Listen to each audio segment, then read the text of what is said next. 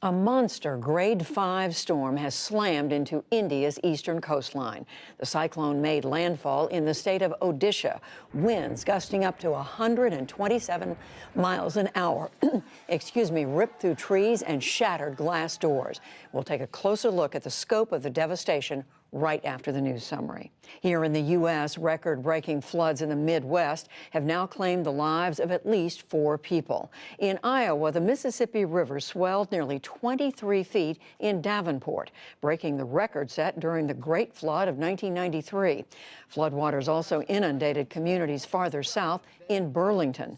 Meanwhile, in Dearborn Heights, Michigan, flash flooding submerged cars as families evacuated their homes. In economic news, the U.S. job market shattered expectations in the month of April. The Labor Department reported U.S. employers added a net 263,000 jobs last month. Meanwhile, the unemployment rate fell to a 5-decade low of 3.6%. That's down from 3.8%. And wages rose 3.2% from over last year. The president's top economic advisor, Larry Kudlow, welcomed the robust jobs report today outside the White House. The strength in jobs and wages is coming from the middle and the lower middle. It's the blue collars. It's what I call Main Street, and the increase in wages, similarly, not the level, mind you, but the increase is much faster than white collars. Today's better-than-expected jobs report sent stocks soaring on Wall Street. The Dow Jones Industrial Average gained 197 points to close at 26,505. The Nasdaq rose 127 points, and the S&P 500 added 28. Also today, Vice President Pence joined President Trump in calling for the Federal Reserve to lower interest rates on account of the strong economy. President Trump spoke by phone with Russia's President Vladimir Putin today for more than an hour. He said they did not discuss potential Russian interference in the 2020 elections, despite intelligence community warnings about it. But Mr. Trump told reporters in the Oval Office that the two did speak about Special Counsel Robert Mueller's report on Russian election interference. We discussed it. He actually sort of smiled when he said something to the effect that it started off as a mountain and it ended up being a mouse.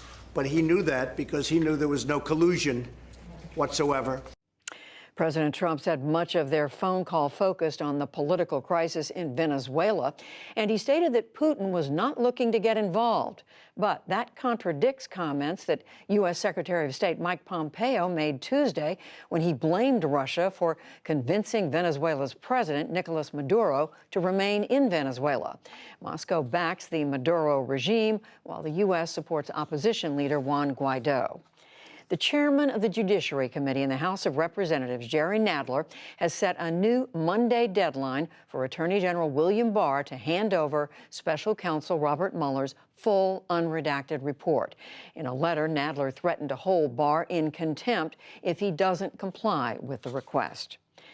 The death toll from the Ebola outbreak in eastern Congo has now surpassed 1,000 people. The country's health minister said that attacks on treatment centers have undermined containment efforts.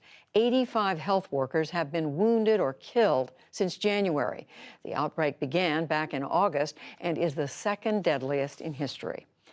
In Britain, there's been a Brexit backlash at the polls, with nearly all the votes tallied from Thursday's local elections.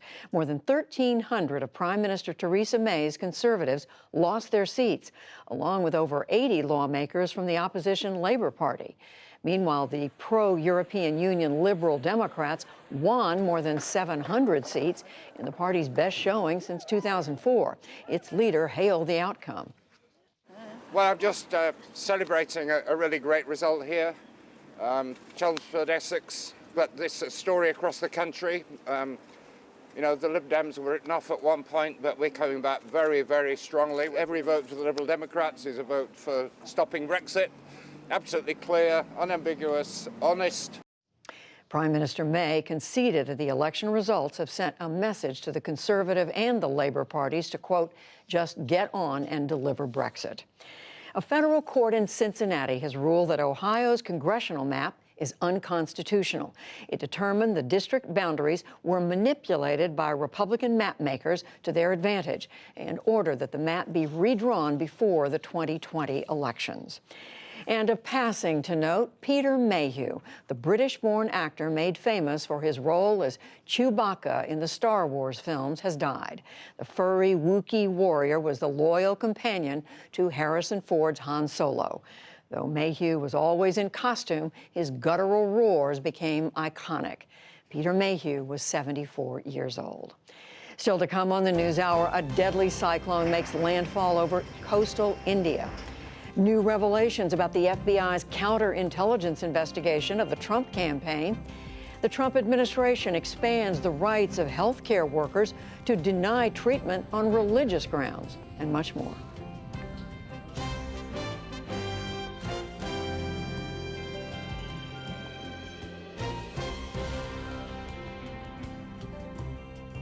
We return now to our top story, the enormous cyclone that slammed into northeastern India today, whipping the region with lashing wind and torrential rain before moving into neighboring Bangladesh. It was the worst storm to hit the area in 2 decades. Cyclone Fani lashed India's east coast Friday with prolific force.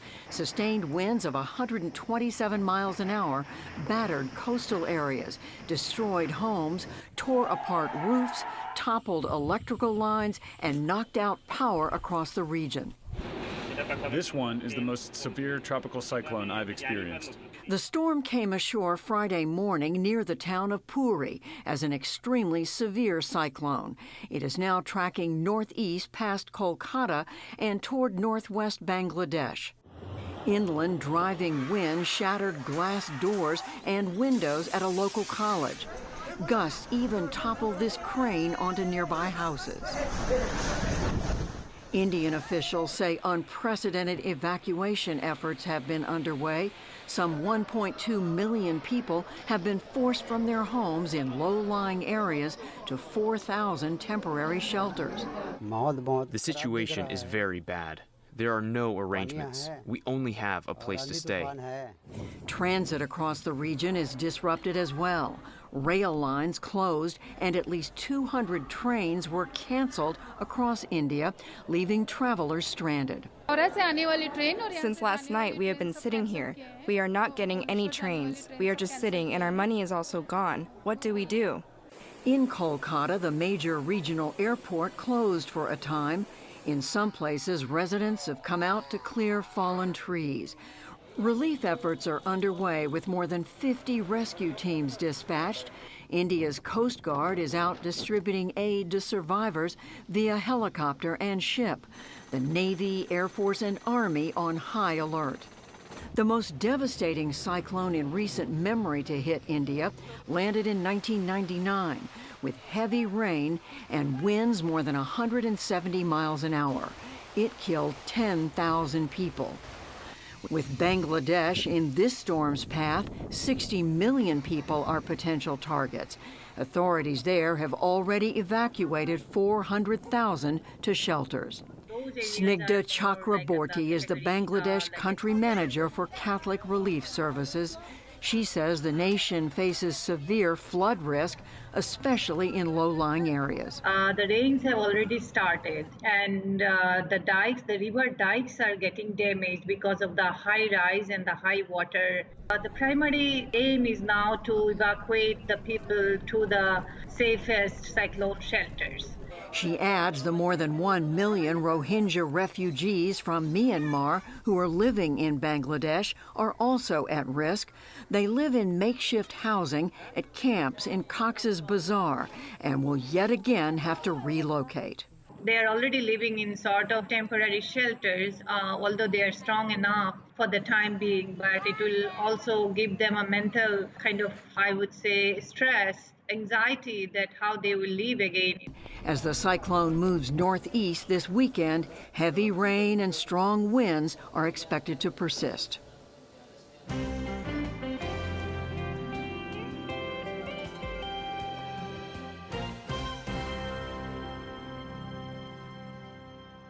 After months of President Trump accusing the U.S. government of spying on his 2016 campaign, the president responded positively Thursday to a story by the New York Times with new details on the FBI's effort to covertly gather information from a Trump campaign advisor. We're joined now by one of the article's reporters. He is Adam Goldman. He covers the FBI and national security for the Times. Adam Goldman, welcome again to the NewsHour. So tell us on what basis it was. The story is all about an FBI investigator meeting covertly with a Trump campaign advisor.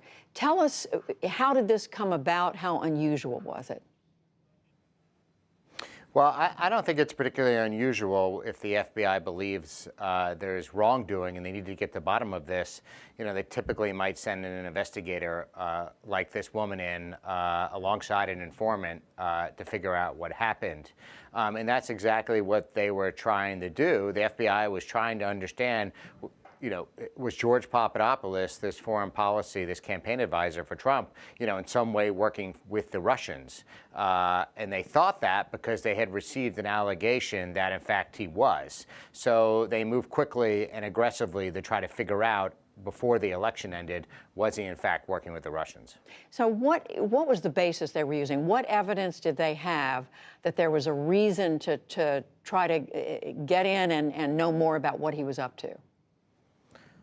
I mean, at its core, the Australian government provided information that that the Russians had essentially made George Papadopoulos a offer, saying they had hacked emails, Democratic emails, and they could help him release them and coordinate the timing of that. And Papadopoulos had told that to the Australian ambassador at the time in London, and that information was relayed to the FBI months later, in fact. And that was the genesis of the FBI's Russia investigation, known as Crossfire Hurricane. Right. And I mean, just in terms of parlance, as somebody who follows the FBI all the time, what's the difference between investigating someone, as they did in this case, and they acknowledge it, and spying on someone, which was the term that the Attorney General used at one point and the President's using? I mean, you typically don't hear law enforcement officials use the word spying. You know, it's court-ordered or court-approved, you know, surveillance. That seems to have become a loaded term, a pejorative term. You know, Attorney General William Barr said earlier this week that it was a fine English word, and he had no problems using it. But for critics of the Trump, they see this as a way to, you know, delegitimize, you know, the FBI's efforts to try to figure out what was going on in this really hectic period before the election. Well, as you say, the Trump administration attempting, many of them, to say that this was not a legitimate move on the part of the FBI. Who would have had to approve it before it took place? And this was a sensitive operation taking place in London. And as I've said, the British authorities were notified, MI5, and that would have gone to the highest levels of the Bureau and the Justice Department itself. This was a very, very sensitive operation they were running in London, and a lot of people would have known about it, and it would have required approvals at the highest levels of the Justice Department. In other words, multiple layers of authorization, and which makes it easier or harder for it to have been politically motivated. Right, exactly. With career prosecutors making those decisions. You know, the Inspector General of the Justice Department is looking at what happened in London and the use of this informant who the FBI deployed to brush up against Papadopoulos. And as part of that, they'll probably look at this government investigator and what she was doing too. You know, and ultimately the IG will come down and say whether this was inappropriate or not. So far, nobody's provided evidence that it was somehow illegal or unjustified. Adam Goldman with the New York Times on a story that's getting a lot of attention. Thank you, Adam.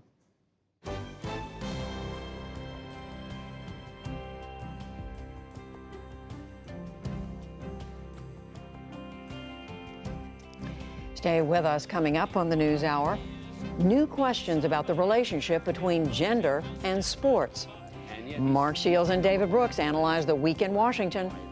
Plus, Gloria and Emilio Estefan on their shared life in the music business.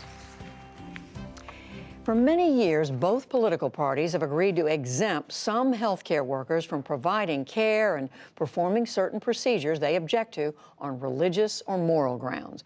That can include abortions and sterilizations. But as Amna Nawaz tells us, President Trump has gone further than his predecessors by issuing a complex and more comprehensive rule allowing for these exemptions. Judy, the president announced the new rule tied to the National Day of Prayer. Conservative groups welcomed what they call conscience protections. But women's groups, LGBTQ advocates, and others are warning the rule could reduce services and lead to discrimination against transgender patients and others if providers refuse to deliver certain care or treat people. Under the new rule, hospitals, clinics, and other institutions must comply with 25 laws that are part of this in order to receive funding from federal programs such as Medicare and Medicaid. Margot Sanger-Katz writes about health care for the New York Times, and she joins me here. Welcome to the NewsHour. So you've described this to my colleagues as an expansion of existing rules, both the category of workers, but also the ways in which they can object. Explain that to me. Yeah, so there have always been rules that have protected healthcare practitioners from having to participate in certain kinds of services that they might have religious or conscience objections to. And I think the classic example is a healthcare provider who objects to performing an abortion, say.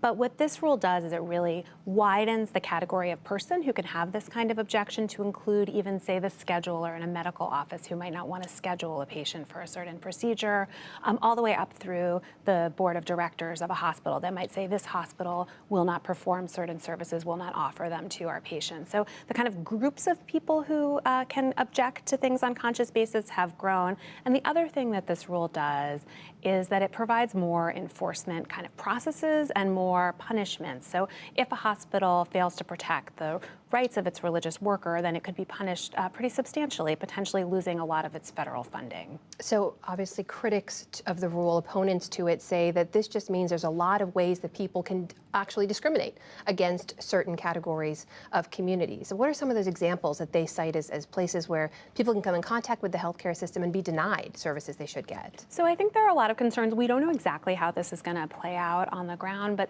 the worry is that certain kind of patients may be denied care because the healthcare workers who are treating them have religious convictions that disagree with certain aspects of their lifestyle. So there's a concern, for example, that perhaps a doctor would not want to treat the child of a gay couple because they have a religious objection to gay marriage, for example. Or there are a lot of concerns that transgender patients may have difficulties accessing services. The rule itself makes reference to some very old laws from the 1970s that protect workers who don't want to participate in sterilization. Mm-hmm. It seems to suggest that certain services that transgender patients receive might be treated as sterilization, which transgender rights advocates say is really a stretch of what that law was originally intended to do. You mentioned the enforcement, though. What if there's a conflict? What if protecting someone's religious freedom, they don't want to perform a certain service, means that then they're discriminating against another group? How do you resolve that conflict? I think it's a really interesting question that's raised by this rule because these are both civil rights questions, right? There are civil rights that are supposed to protect patients and prevent them from being the subjects of discrimination because of their status, because of their sex or their other aspects of their person. But then there's also this concern about the civil rights of these healthcare workers who shouldn't be forced to do things that interfere with their religious convictions. And I think the Trump administration, through this action and through a series of other actions, has really signaled that they're much more worried about the civil rights of the religious person in a healthcare setting than they are about the civil rights of the patient being denied care. The details of how this would work out in any individual case, I think we are going to have to see. And you could imagine, for example, a situation in which both parties might have a legal case to bring forward about the way that their healthcare institution resolves this. Speaking of legal cases, we should note that San Francisco immediately sued the Trump administration. The rule is scheduled to go into effect 60 days after it's published in the Federal Register. Less than a minute left. What do we expect to happen next? Does this just get caught up in a legal battle and never actually implemented? I think it's very possible that it will. There are a number of healthcare institutions and also states and municipalities like San Francisco that are worried about this rule potentially interfering with some of their practices, and it could be stopped before it even goes into effect. We've seen that with other related Trump administration actions, including one having to do with family planning grants, where they were trying to prevent certain healthcare providers that provide abortion from getting these family planning grants. So this is all part of the regulatory agenda that may well get caught up in the courts before we really see it happening on the ground. One to follow for sure. Margot Sanger-Katz of the New York Times, thanks for being here. Thank you for having me.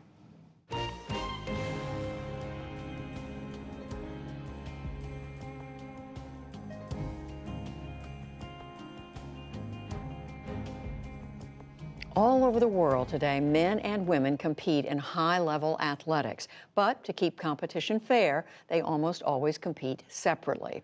The world's sporting organizations argue there is a clear, distinguishable line between the sexes. But as William Brangham reports, the case of one female South African runner, Olympic gold medalist Caster Semenya, has blurred that line. For more on Semenya's case and what it means for the sporting world, I'm joined now by Madeleine Pape. She's a former track and field Olympian. She represented her home country of Australia in the 2008 Beijing Olympics and in other international competitions. She's now working on a sociology PhD focusing on gender at the University of Wisconsin-Madison. And Christine Brennan. She's a sports columnist for USA Today and a regular guest on the NewsHour. Thank you both very much for being here. Thank you, William.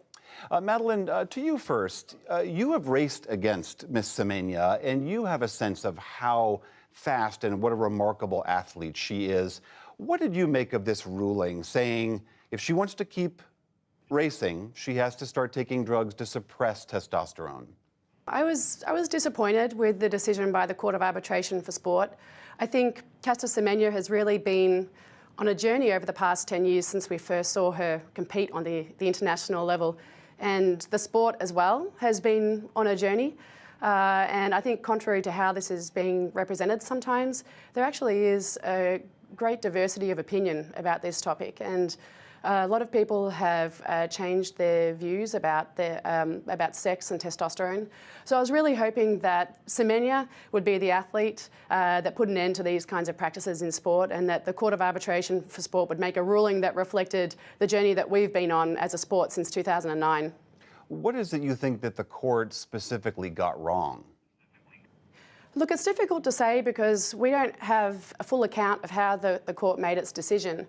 I think there are some questions, though, that remain unanswered. For example, why is it that these rules apply to the 1,500 metres and the mile, even though the court acknowledged that the IAAF doesn't actually have scientific evidence to illustrate a relationship between testosterone and athletic ability in those events?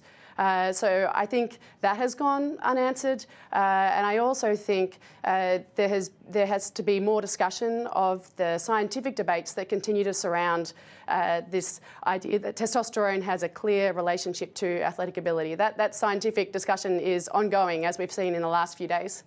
Christine, the court clearly ruled that the science is clear. I mean, contrary to what Madeleine is saying, they argued that the science does show that higher levels of testosterone confers an advantage. But the court basically acknowledged that, yes, we are discriminating against this woman, but we're doing it to protect the integrity of women's athletics more broadly. What do you make of that? Right, William. Well, first of all, we cannot say it enough how terribly Caster Semenya has been treated, especially by the IAAF.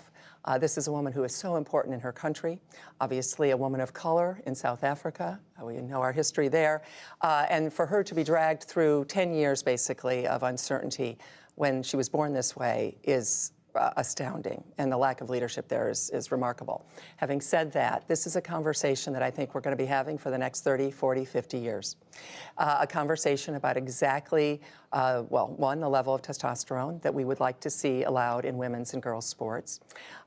Whether, of course, with Caster Semenya, she was born this way, but it easily morphs into... It's crucial to keep saying Absolutely. this, that she did nothing to change. No. This is how she is. And I have written columns defending her. Absolutely.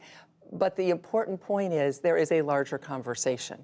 And this may well be, as a journalist covering the Olympics now for 30-some years, this may well be, William, a story that then jumps into the world of transgender participation in sport. This is a topic and a conversation that's going to be discussed at dinner tables. It's going to be discussed in supermarkets. What do we want in terms of girls and women's sports? We've made the classification that girls and women's sports are different than boys and men's sports. We have made that classification. So now how do we then pursue these issues, especially at a time where we're looking at this science? And I think that's why this ruling was important.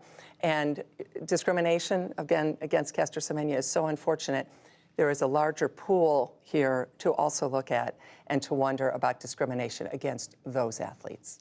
Madeline, as Christine is saying, we did, once upon a time, decide that boys' athletics and women's athletics, boys and girls' athletics, should be separate because there is a desire to have a more level playing field.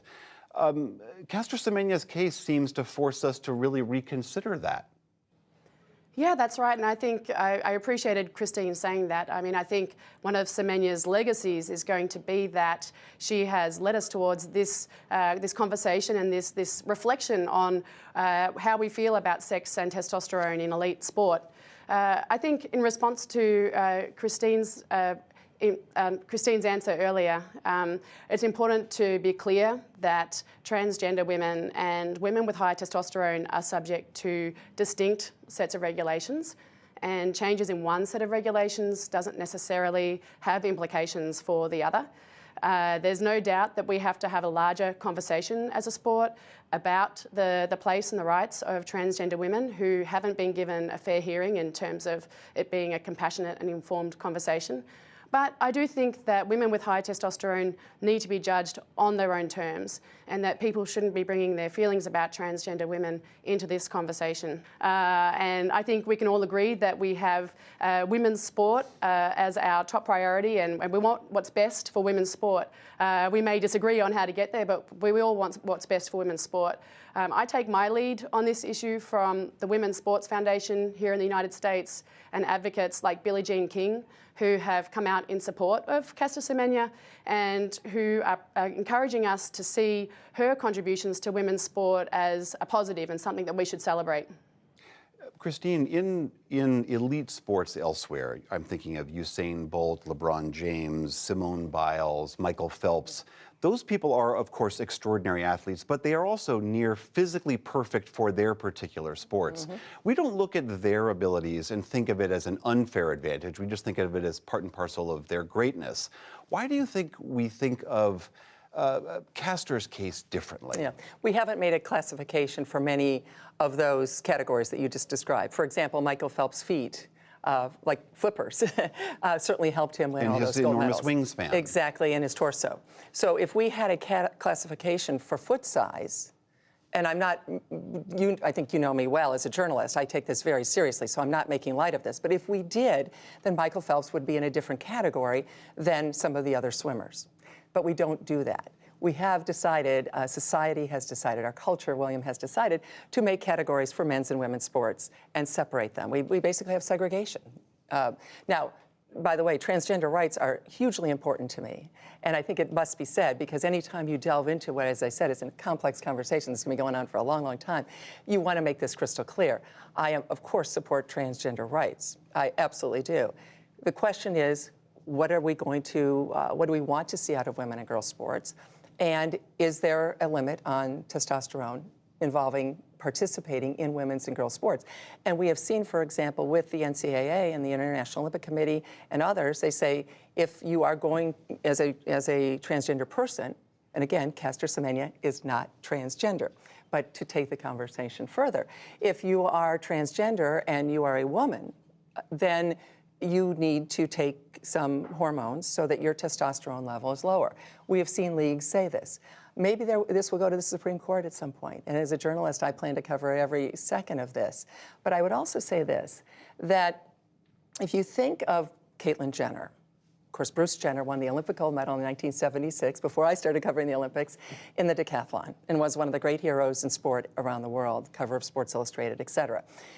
If instead of a few years ago, Caitlyn Jenner deciding to transition, if she had done this back in from 76 to 84, and then become a woman and come back to the Olympics in 84 in Los Angeles and competed in the heptathlon, and I dare say probably won that event. As a woman. As a woman.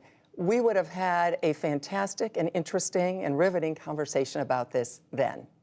That's what we're talking about, and that is what, as a journalist, I see moving forward. It is such a complicated question with obviously no easy answers here. Christine Brennan, Madeleine Pape, thank you both very much for being here. Thank you.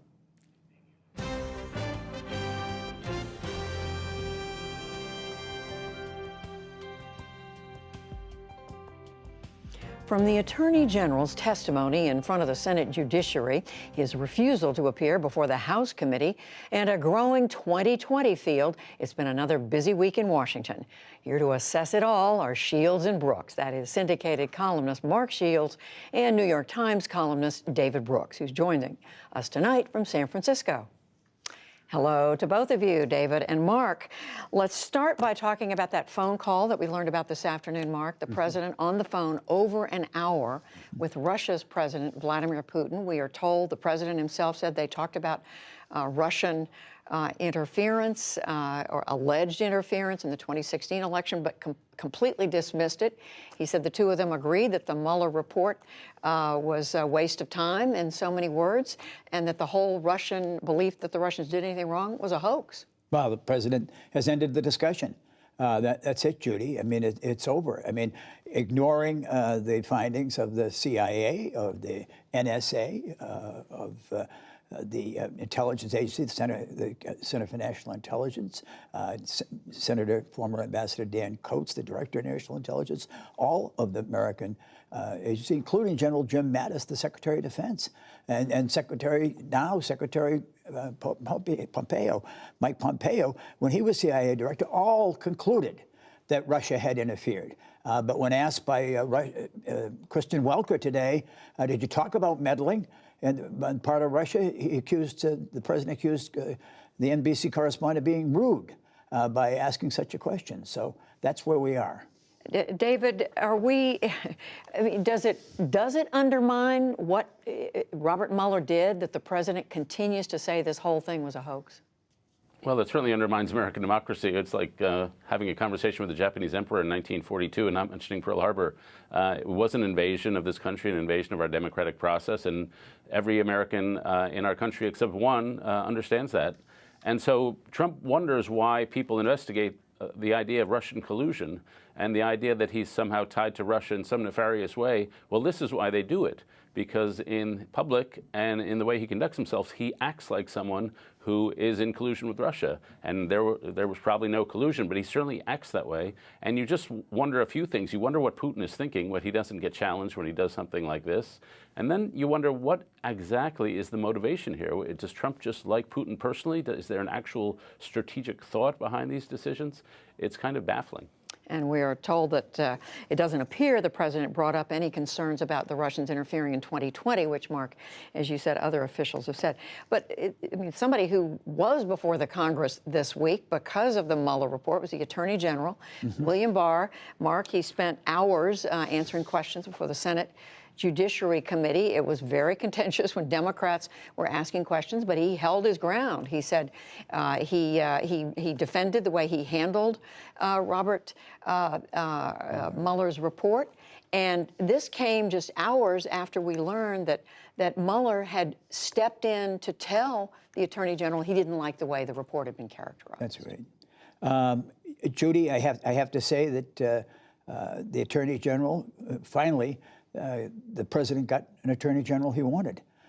This is what he's been asking for, that Jeff Sessions failed the test of the loyal counselor, the apologist, the defender, and all-out defender. I mean, he even ascribed the president's interventions or attempts to get people to do things, to make calls, to fire people, as just the innocent act of somebody frustrated. Not in any way nefarious or double dealing. So that's what he did. And now he's not going to appear before the House. I would say as long as this feud goes on, as it's Bill Barr against Jerry Nadler, the chairman of the House Judiciary Committee, it's exactly where the White House wants it to be. David, what did you make of the Attorney General this week before the Senate? Yeah, I thought it was best expressed by a piece by Benjamin Wittes, who's a legal expert in The Atlantic. He said he didn't see any sign of perjury. that he didn't lie, as Nancy Pelosi claimed, but he'd spun. And so everything he said was shaded in the direction to make Trump look good. And if there was one thing we needed right now, and one thing we need, it's people being honest, people who you can actually trust, who are not just spinners. And the job of Attorney General is not like the other administration jobs. It's supposed to have its own independent loyalty to the law and to the agency. And when you become just another spinner for the president, then you're undermining your relationship to the American people, you're undermining your defense of the agency, and you're subtly undermining law. And so I would have loved to just get out there and say, here's the facts. You can trust me. I'm telling it you straight. He didn't tell it straight. He withheld when he wanted to. He sort of sidestepped things. He was just another press spokesman. And this all seemed to play in, Mark, to what appears to be a seriously deteriorating relationship between Democrats in the Congress and the administration. As the Democrats seek more information, they want to investigate what comes out of the Mueller report. The administration, the Trump White House is saying, no, we're not going to turn over documents. We're not going to let you interview people. What are we headed for? I mean, as David just mentioned, the Speaker of the House, Nancy Pelosi, was comparing what the president is doing to Richard Nixon. Yeah, I mean, that the Attorney General was deliberately misleading, deliberately unclear, nobody can argue. I don't think there's any question about that. As far as deteriorating relations, Judy, I mean, the Democrats have the House, the Republicans have the Senate, and the election is some 14, 15 months, 16 months away, and it's politically fraught. Make no mistake about it. If the Democrats have to make the case against Donald Trump, and the case to be made is on health care, that this administration, led by this Attorney General this week, moved again for the repeal of the Affordable Care Act. That would lead, according to the nonpartisan Congressional Budget Office, 32 million Americans losing health insurance. All right? That's where you ought to be fighting politically. But I understand the Democrats' dilemma. It's quite frankly this, Judy, that they are facing what is a constitutional challenge and test with this president and what he has done. And to leave it be and move away from it completely is to somehow establish the precedent that a president can do just about anything. David, are the Democrats making a mistake? Are they going overboard by the demands that they're making? I think in some ways they are. The focus, I think Nadler's focus seems just as partisan as anything that's coming from the Republican side. I think there's one more step here. That's a Mueller testimony, but it's hard to see too many other steps after that. If I were a Republican, I would think, you know, if they want to talk about the minutia of the Mueller report, and we want to talk about 3.2% growth and 4.4% increase in wages for the poorest workers, that's a conversation I'd like to have as a Republican. And so I think the Democrats would be wiser politically to let the voters settle this argument and take it to the voters on the issues the voters actually care about. So, Mark, just to wrap this up, so are you saying Democrats should just drop this?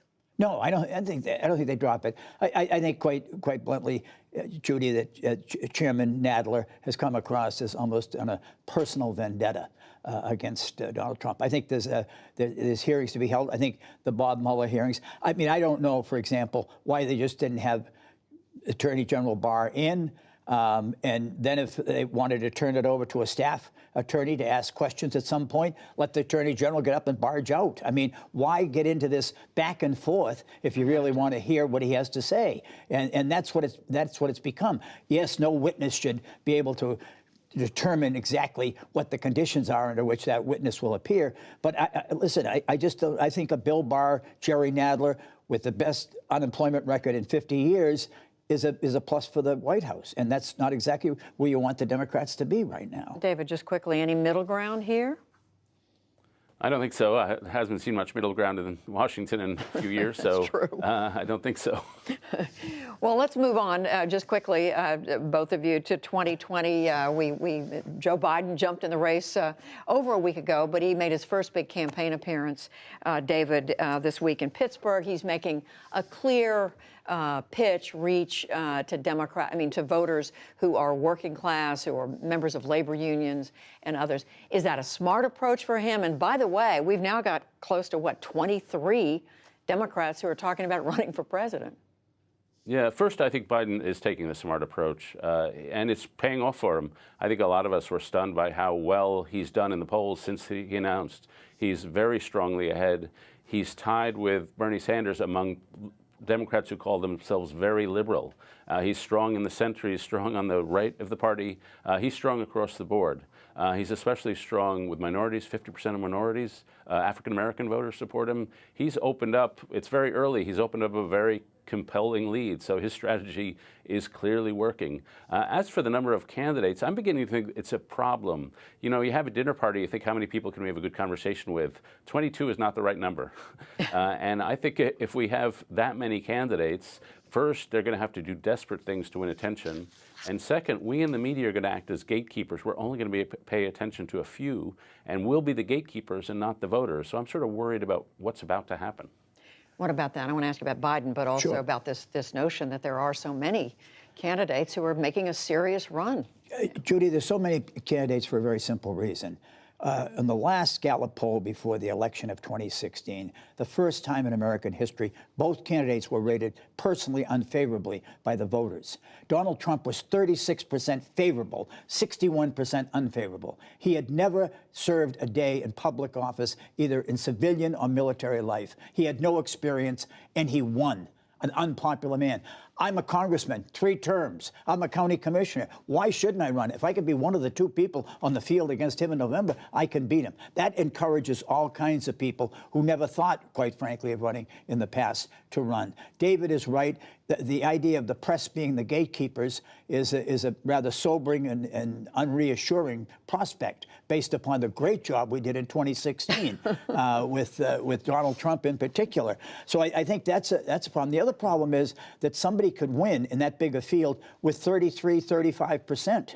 And never have to worry about getting to a majority. A lot less than 50. A lot less than 50. If you've got a solid 30, then that's a problem. But you know, it will winnow out in a hurry. We won't have 23 in Iowa, and we sure as hell won't have more than 4 or 5 at the max 4 after Iowa. So I'm confident in that respect. All right, 30 seconds, David. Do you think we're going to be down to 4 or 5 by Iowa? No, I don't. I think we're going to have many. And let's just respect the office of the presidency. It's an impossible job. You should have the preparation of a Bob Dole or a John McCain or you know, somebody who's been around, John Kennedy, before you step into that job. There should be a ladder leading to that job. It's not a novice first job for anybody. That rules out several of the folks who are running. We won't name any names, but it does rule out a few. And it rules several in. It does rule several in. David Brooks, Mark Shields. Thank you. Thank you.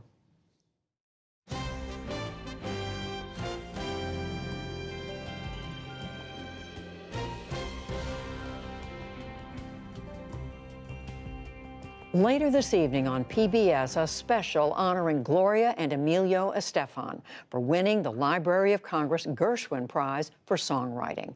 Amna Nawaz is back with a conversation with that talented couple.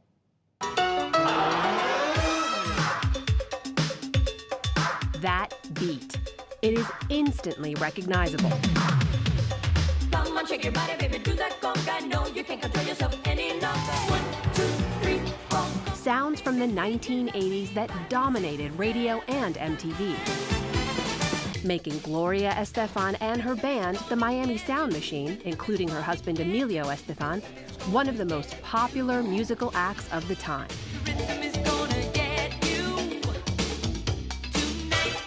Breaking through from the Spanish language genre to #1 hits on the Billboard pop charts. Last month, the Library of Congress honored the couple with the Gershwin Prize for Popular Song. The next day, we sat down with the Estefans to learn more about their music, their journey, and their relationship. How does this work? I think it's love and respect. A lot of respect. Love is absolutely the main thing. Respect and communication. Danny makes me laugh every single day of my life. Every single day? Every single day. In some ways, sometimes not on purpose. He makes me laugh. No, you know what it is? I think we're a balance. We're very different personality-wise, but when it comes to the things that are important in a good partnership, is we have the same values, morals. Our family come first, the priorities. we're on the same page. We rarely differ when it comes to business or music.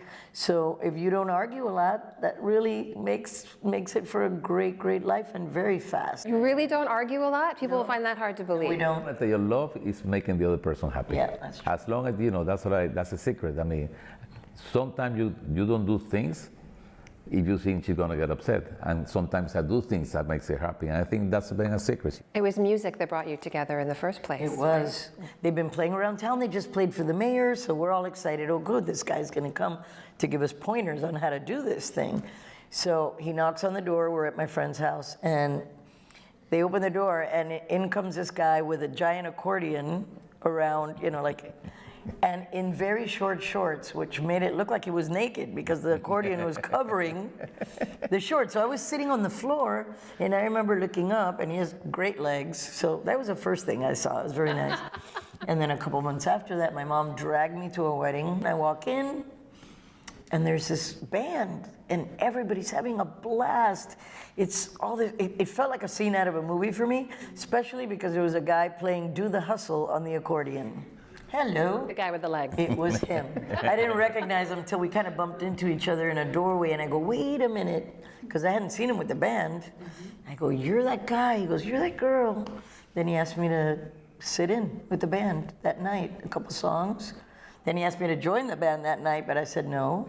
What was it about her? Why did you chase after her like that? The first night that I met her, I mean, I just saw her singing. I said, she has such a beautiful voice. So I said, why do you come and sing with us in the band? It will be something totally different because I love her voice. This is the best country in the whole world, and dreams can come true. And be rewarded. Between the two of them, they've won 3 Grammys and 3 Latin Grammys, stars on the Hollywood Walk of Fame, induction into the Latin Songwriters Hall of Fame, the Presidential Medal of Freedom, and for Gloria, a Kennedy Center honor. You said something once in an interview about the first time you met Gloria. This goes back to what you were sharing about her family. You said when you first met her that there was a lot of sadness. Yes. In her. Where did that come from? Well, we left Cuba, my mom and I. My dad took us out of Cuba because he was a police officer. So when the coup happened on New Year's Eve, he came home to my mom and he said, we're in trouble. The president just left the country. And she told him, don't go back. And he said, I have to go back. I'm a police officer. I can't abandon my post. So then he told my mom, I have to get you and Gloria out because this is going to get very ugly. So I was alone with my mom, and then my dad, because my dad then went to the Bay of Pigs invasion. He was a political prisoner for 2 years. So for those 2 years, I started playing guitar and singing. I sang since I talk. It just came with me. So music was my catharsis. My mom would make me play for her friends, and I would stare at the floor because I don't like being the center of attention. But when I sang, people would cry, and I'd say to my mom, why do you make me sing if people are gonna cry? And she goes, they're crying because you're moving them emotionally. It's not because they don't like what you're doing. You've now lived the majority of your lives here. Yes. You were a child when you first came. You were a teenager, right? But you said we still have an immigrant mentality. Yes, we do. What does that mean? He keeps the slippers that are in hotel rooms. He's got a stack of them like this. I go, why are you you never know. He still likes to buy on sale. We don't owe anything. So that kind of thing where you're always thinking, this could go away, this could go away. You have to be safe, you have to be careful. You still think this could all go away? Of course it could, and it can. Everybody has to really realize that things can go away. Something, I think in this country, people take things for granted. And one of the things that we don't take for granted is freedom. I mean, we came to this country not looking for maybe a better opportunity, we was looking for freedom. And something, keeping that safe is really keep your feet on the ground, saying, something, we're blessed. We've been blessed with our career. We've been blessed with our family. We have healthy kids. I mean, we're very happy people. And something, we are blessed and that we are alive and that we made our career and something that we love, that is music.